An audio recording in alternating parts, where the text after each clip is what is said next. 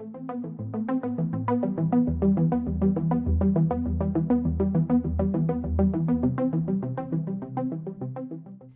1434, when Zheng He sailed into the port of Venice on the Chinese junks, and actually was overwhelmed with the beauty of Venice and overwhelmed with all of the amazing architecture and beautiful artwork and everything that he saw there. And as he started to understand that there was something behind what led to the creation of all these things, and what he found out was that what was behind it was the Doge system of governance that was supported very intimately by the church.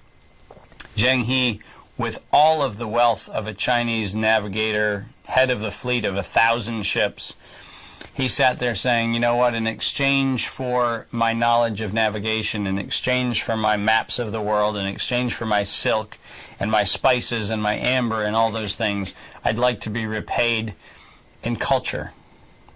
I'd like to know about the impulse that leads an organization called the church, which he hadn't a framework to deal with. I want to know what leads that impulse to manifest this artwork. And he was overwhelmed with the ability to have transitive properties of wealth. And that's what he wanted. The day after, hopefully, we actually realize that if 2012 is a literal event, or if it is a metaphor to organize our consciousness, whichever one it is, we are indebted to an ancient wisdom. We are indebted to an organized set of perceptions that says that at points in time, humanity has to make a conscious choice of its destiny. And the one thing that is a certain invitation in 2012 is that we get to make that choice. Now, the cool thing is we can make that choice right now. We could actually say it's 2010, let's make the choice. So 2012 serves mostly as a metaphor, as a social impulse to say it's now time to take a considered look at who we are, what we've done, where we've been, and make a conscious decision on whether we continue that path or we take a different path. My hope, and not just my hope, but what I'm actively engaged in doing, is making the Plan B path not only visible, but have enough evidences of what happens when you choose the Plan B path, so that when we get to whenever that fork is in the road, whenever that inflection point is in time, we actually have ability to make a considered choice. Remember that the Mongolian government wasn't choosing between copper mining and an alternative scenario, because they didn't have an alternative scenario. So you can't say that they chose resource exploitation as their preferred mode of economic development. It was the only one presented to them, and in the face of that or nothing, they chose that. But now, on June 1st, 2010, the Mongolian government now is going to have another option. Oddly enough, the other option holds no judgment on the first option. It's just an alternative. And in a world where we've lived with constant reductionism, where everything needs to be forced into this ever-narrowing funnel so that it can pass through the one point of the funnel, which is the final choke point, which is where all resources get denominated through the Bretton Woods impulse that says it's all about the US dollar.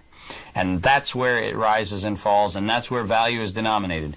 For the first time, in the metaphoric end of the long count calendar of the Mayans, in the first moment of 2013, the considered choice that we can make is a choice that says, enough of that. That experiment has ended. We've had some successes. But we've lived in a world where the 10% that have benefited have come at profound expense to the 90% who, quite frankly, are worse off than they were 1,000 years ago.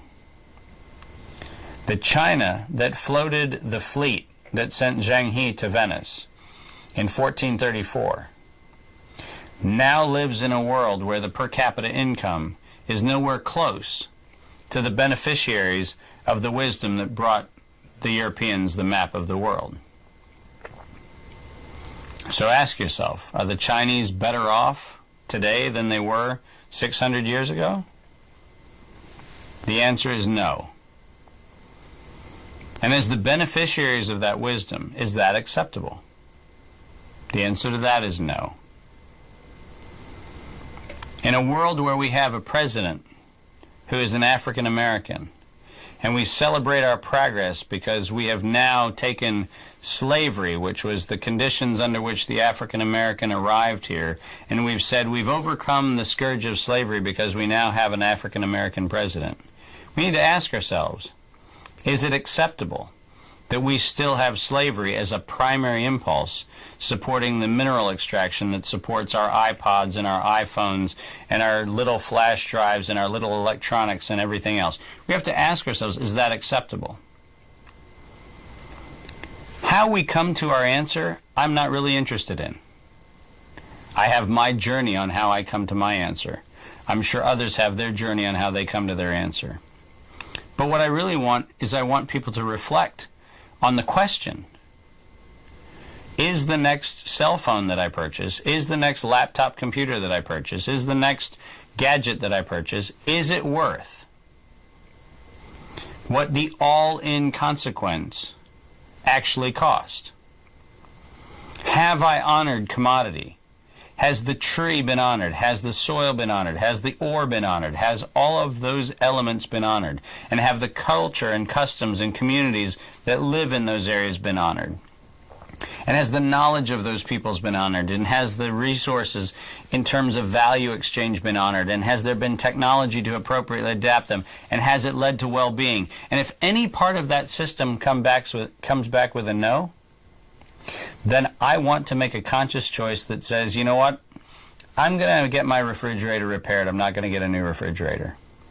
I'm going to make sure that I get another year out of my car. I'm going to make another 2 years out of my laptop. I'm going to make another 2 years out of whatever it is that I was thinking about buying, because until I know that the all-in consequence has been measured, and until I know, in a world that we say is based on a knowledge economy, but in which our ignorance of the oppression of the majority of the world goes unchecked, in that world, what I want to see on the day after is an awakening to the long count that is measured not in thousands of years and cycles of the Milky Way, but in the accountability of every person and every process that comes together to say that enterprise is based on an unconsidered worldview. And I want that view to migrate to a view that says, I will consume, but I will consume only when I know that I have the capacity to replenish.